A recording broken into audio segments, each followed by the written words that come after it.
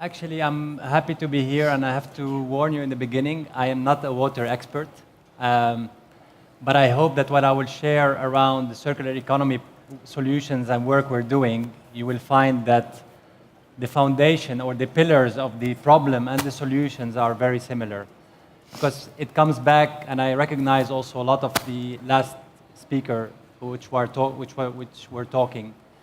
I am from IBM, and you would expect I will talk a lot about technology, but it's not only a technology solution, and I fully agree with that, so I will not overwhelm you with all the fancy words about technology on blockchain and artificial intelligence, although it's a very important friend that we have now, which is technology enablement, but it's far from being the only solution.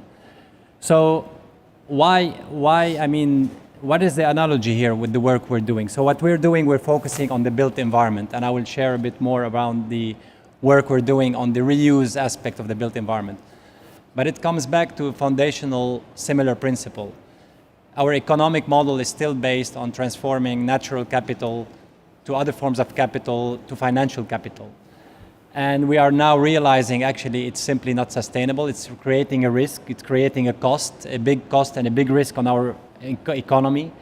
So actually we are realizing that the economic model is under threat because we cannot simply sustain in terms of natural capital. And here I'm talking about materials which we use, could be limestone going to become concrete, or iron ore becoming steel, becoming a product that we use in a car, or a product that we use or module we use in the built environment.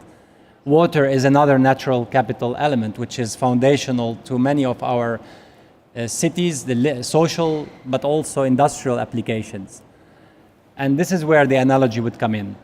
And if you think about it, that waste is, and you maybe heard that expression, that waste is simply a material without information or without an identity. When we don't know what's in our buildings, what we don't know what's in our products in terms of materials, components, products, and what's their state, what's their condition, and match them to a demand, then we cannot expect a circular economy. So we started this at IBM, and at IBM we have been since about 10 years working on the topic, about 30 years, our own mainframes and hardware. We have a remanufacturing, refurbishment, reuse unit, and it's a 2 billion business per year with a very healthy profit margin. This is also a good example where circular economy is the foundational starting point is not about sustainability, it just makes business sense. So we can introduce our own components in our own supply chain. So we thought, we looked at another industry, which is the built environment. And the built environment, what are the macro drivers? And I will not spend lots of time on the why and why we should act, because I think everybody is realizing now. But fundamentally, about half of materials in the world are in the built environment, are in construction, with about 50% to 2/3 being downcycled or going to waste. And actually couple that with the over depletion of our natural capital in terms of overusing our forests and other forms of natural capital, or polluting them like what's happening in oceans and plastics. And add to that the huge urbanization that we are all seeing, which means we're just going to build more with a design of our buildings which are not made for repurposing. So where do we end up? I just read also, to put the analogy on the macro driver, I just read this statistic which was very powerful as well around water, that by 2025 we will have about 2 billion people living under areas under severe water scarcity. So you can add other forms of natural capital to this picture and you see that you have a problem. It's simply not sustainable.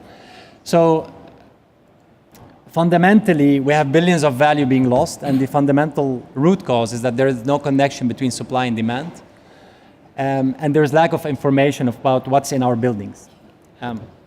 We simply don't know what kind of material, the information, the moment you deliver that building, the curve of the information around the buildings and its contents start going down. Yes, we do some kind of usage information, but actually we see that many of the buildings which are even 6 years or older, many of this data is missing.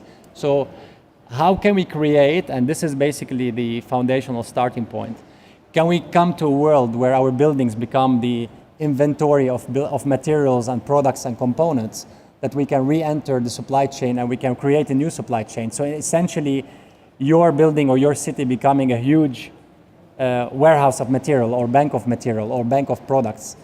And it sounds actually fancy, and it sounds also interesting to create a marketplace, and this is the initiative that we are doing actually. We are aiming to create a professional marketplace for the built environment. But you have to step back, because to be able to reach that status, you need to be able to digitize and understand what is in our building. So there are key value creation points in the building, in the products, in the material that you need to capture and digitize, and then you can match supply and demand. Now the building actually has different inputs, and you can argue that, and also water is one of them. We didn't start with water, but you can actually very easily see that the footprint of water is something you can definitely manage and capture and start understanding what is coming out and what's coming in and what's coming out. And can I match in a cascaded way, in a cascaded value way, the usage of this water depending on the quality, depending on the volume, depending on the location? Can I match it to the appropriate demand in a city or in a farm, etc.? So actually, this is a simple analogy to shift, and how can we really break that linear chain, if you want, and move to a more circular chain. And you see, we all know the linear world we're living in, where we mine materials, we mine materials, we assemble product, we build buildings, and using water in between. And we thought that fundamentally we can start breaking that cycle by capturing the relevant information about that building, and what we call the circle of digital twin. And we have defined what we mean by relevant information being a whole selection of areas, from the identity of products to the how is it connected, is it bolted, is it glued, the deconstruction effort, to the condition of the maintenance, because all of this information will help reintroduce it into the market. But actually, you can also generate other types of insights in terms of carbon footprint insights of this building, water footprint of this building, all types of insights that are relevant for municipalities, but also for insurance companies, for building owners. And I will say a few words about that for the orchestration of the whole ecosystem. And actually, the building becomes a supply source, a potential supply source, where urban miners or demolition companies, now we see in the Netherlands the term urban miner becoming more popular, where you have companies harvesting products and components and then actually reintroducing it into supply chain, ultimately having the trade. You see that trust is a foundational condition here, because you need to be able to trust in a professional environment. It's not like eBay. If you buy from consumer to consumer, the impact is not that big. Here you have to be able to create that trust.